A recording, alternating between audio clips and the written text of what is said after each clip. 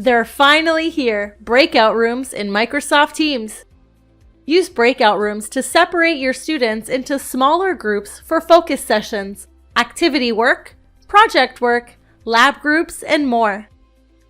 When you join your classroom, you'll see the Breakout Rooms icon here. When selected, the Create Breakout Rooms window will open. Start by deciding how many rooms you're going to need. You can create up to 50. Now, decide if you will allow Teams to automatically assign your students into the breakout rooms or if you'd like to do it manually. Manually assigning students to breakout rooms is really helpful if you have a preset group, such as a lab group, that you'd like to keep together. Use these radio buttons to make your selection. Choose Create Rooms when you're ready to create the breakout rooms. The Breakout Rooms pane will open. If you've automatically assigned the students, you'll see their names appear under the room. If you've selected to manually assign the rooms, you'll see the breakout rooms here and it will indicate that the room is empty. Select the Assign Participants icon. Now use the checkboxes beside your student names to group them together. Choose the Assign button. Now select the room that you'd like to assign this group of students to. You'll then see their names appear under the room name. You're going to repeat these steps until you've added all of your students to a breakout room. If you need more rooms, select the Add Room button. You can choose the ellipsis beside the room name to rename it if you'd like.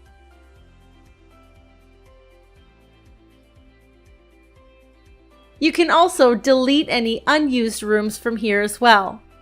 If you delete a room that had students in it, they'll end up back in the Assign Participants section and you can reassign them to a new group. As you see here, the breakout rooms are closed, which means you can create these rooms at the start of class. When you're ready for the students to join their breakout groups, you can open them by selecting the ellipsis and choosing Open Room on each individual room. Or you can choose the Start Room button to open all of the rooms at once.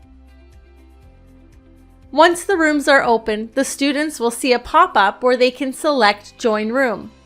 The Join button will also appear here with their virtual classroom settings.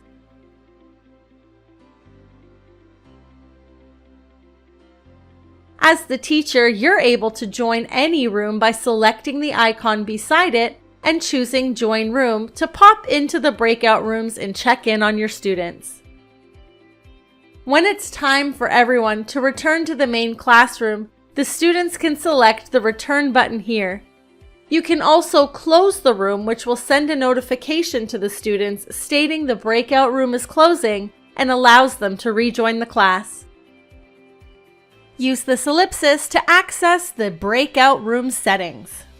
From here, you can make an announcement that will send a notification that appears in all of the breakout rooms. This ellipsis will also allow you to manage room settings. Use this checkbox to automatically move people into the assigned breakout room when you open them, rather than having them click the Join button. Use this checkbox to let the students decide when they go back to the main meeting from their breakout room. If bypass the lobby is not permitted for the main room, the student may be required to wait in the lobby until you've admitted them back into the main room.